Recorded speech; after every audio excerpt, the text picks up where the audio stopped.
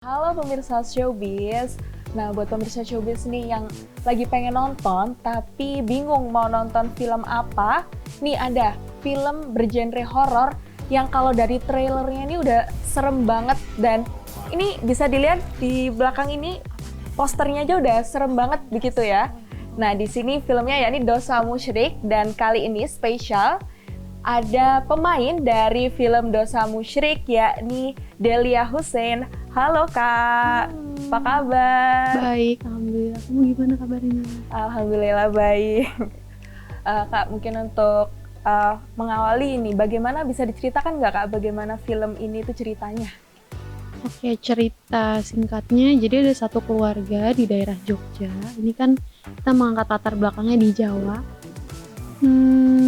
Ada kakaknya yang diperankan oleh Martinolio, namanya Mas Nugi, terus saya adiknya Tari, dan ibu kita Ibu Yati Surahman. Kemudian ibu kita tuh jatuh sakit. Nah, karena tulang punggungnya itu cuma satu, jadi yang kerja Nugi doang. Kita mentok lah keterbatasan ekonomi gitu. Karena keterbatasan ekonomi, akhirnya si kakak inisiatif, gue pinjam aja sama rentenir gitu. Tapi karena dia nggak bisa melunaskan hutangnya dalam tenggat waktu yang udah dijanjikan, ditekanlah sama rentenirnya. Sampai dia putus asa. Akhirnya dia memutuskan untuk melakukan hal, yaitu dosa musyrik, untuk menyelesaikan masalahnya. Tapi bukan membawa solusi, justru malah memperparah keadaan. Gitu. Oh, jadi dosa musyriknya itu karena sebenarnya mau membayar rentenir begitu? Iya, kepepet ya, putus Kepepet. asa. Ini kakak berperan sebagai Tari ya? Mm-mm. Nih, dari Tari itu karakternya kayak gimana sih Kak?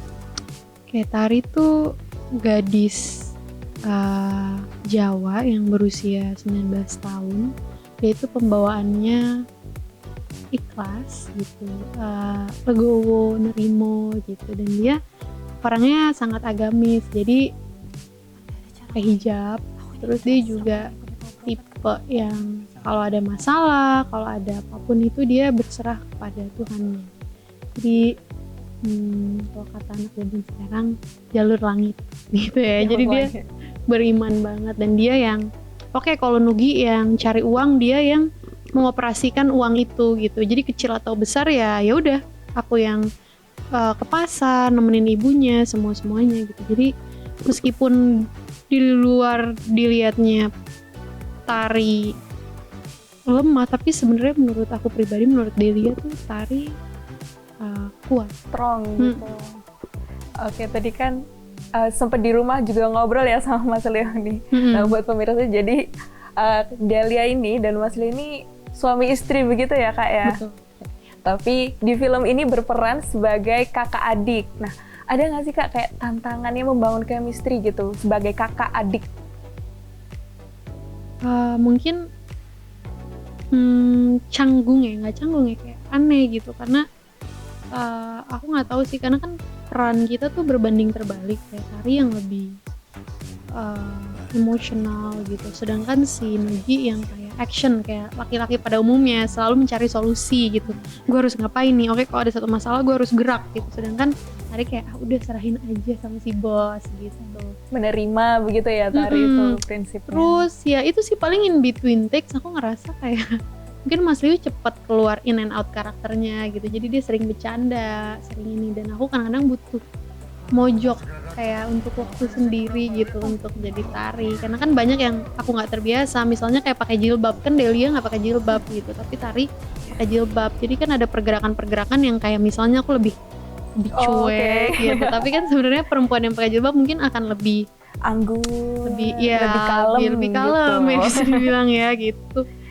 Canggung ya sih, cuman kita sempat ngomongin karena ya jadi adik kakak gitu kan, dan kita percaya aja sama sutradaranya, jadi dia tuh selalu ngejagain kalau misalnya ada beberapa kali take tuh dia datang, gua ada datang ke set, terus kayak kamu kayaknya kayak lagi nungguin suami deh gitu, diledek-ledekin. Itu sih yang aku mungkin kayak nggak bisa konten, misalnya lagi harus scene sedih, terus kayak karena pakai mikrofon kan jadi kedengeran, terus kayak kalau lagi digodain Bu Hadi suka ledekin dari monitor cie-cie.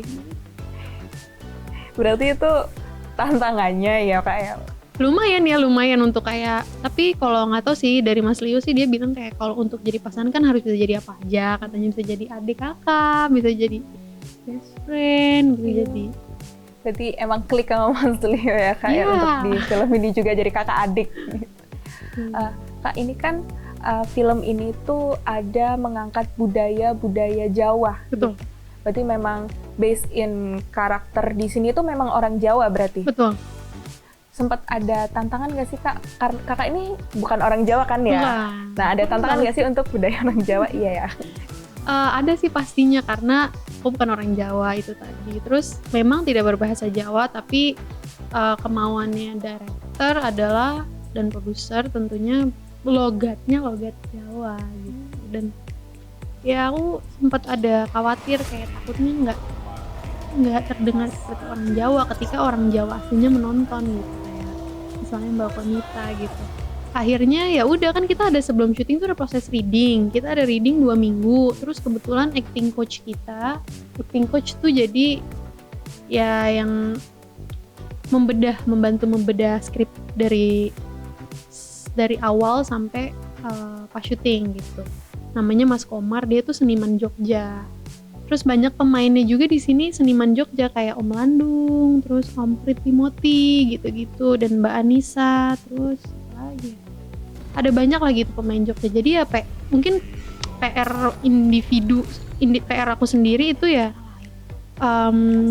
pas proses reading aku kok coba-coba konsumsi sesuatu yang berbau Jawa, kayak dengerin lagu Jawa, terus nonton short film di YouTube yang bahasanya full Jawa gitu-gitu, terus dan mencoba conversationnya sama acting coachnya coba makin. Oh gitu. Coba ini bisa nggak kita ngomong pakai dialek Jawa gitu? ada tantangan karena di Jawa itu kan ada huruf-huruf yang memang harus medok gitu ya. Iya. Terus ya itu sih ada yang jagain. Jadi ngomong D-nya tuh, kamu pasti tahu kan D-nya kayak di ujung lidah, yang ada H-nya, yang apa jadi apa gitu. Untungnya selama di lokasi ada yang jagain sih. Jadi kalau kayak asradanya biasanya kan ada namanya Mbak Ima, kayak tadi masih Jakarta banget tuh, kurang medok gitu. Aduh, padahal kayak emosinya udah dapet, tapi kayak kurang apa mungkin gitu. Jadi tapi ya pasti aku percaya aja sih sama tim penyutradaraan, karena mereka mungkin yang lebih aware gitu setiap scene-nya. Menariknya dari film selama proses syuting itu apa Kak? Yang dialamin nih selama proses? Menariknya? Iya, menariknya. Menariknya banyak sih, karena kita tuh syutingnya menyenangkan banget.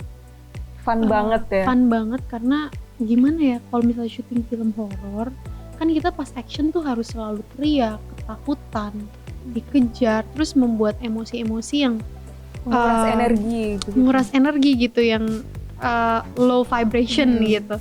Makanya ketika kita lagi cut gitu, kita pasti selalu bercanda sama semuanya gitu, sama yang nggak ada beda gitu. Kru dari divisi apapun kita pasti bercanda, karena tempat udah sangat tempat serem. Ada beberapa tempat kan yang memang nggak ditinggalin gitu-gitu. Terus secara cerita kita harus takut, dikejar, nangis, emosi-emosi takut itu kan, takut, sedih, marah. Jadi kalau misalnya dibawa nggak enak, takutnya nanti malah sugesti atau apa gitu. Jadi setiap kita denger lagu lah, kita bercanda lah gitu ya. Ya pasti yang wajar ya, nggak mungkin juga bercanda yang teriak-teriak di tempat kosong gitu. Cuman syuting sangat menyenangkan dan cepat. Waktu itu sempat kita rap for all tuh jam 4 sore. Terakhir nih Kak, karena ini film Dosa Musyrik, pasti kan ada moral value dari film ini begitu. Apa sih Kak yang membuat masyarakat memang harus nonton film Dosa Musyrik? Kenapa harus nonton film Dosa Musyrik? Karena lagi Halloween. Siapa tahu kalian bingung ya kan mau ngapain sebelum party, kan bisa nonton film Dosa Musyrik tanggal 31 Oktober 2024 di seluruh bioskop. Kedua, ini filmnya Bu Hadrah Daeng Ratu. Aku nggak tahu ya, tapi aku ngelihatnya Bu Hadrah tuh selalu punya formula dan mata yang jeli untuk treatment horor yang membuat aku merinding. Dan ketiga, ceritanya itu kan tentang kita semua pasti pernah ada di hard time gitu kan, kesusahan. Ya jangan putus asa, karena kadang kita bukannya malah nyelesain, malah bikin tambah parah, apalagi sampai harus musyrik, jadi jangan musyrik. Oke.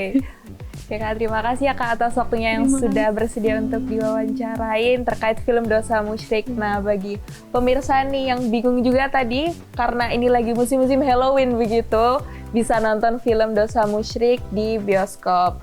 Nah, terima kasih. Sampai jumpa. Jelajahi cara baru mendapatkan informasi. Download Metro TV Extend sekarang.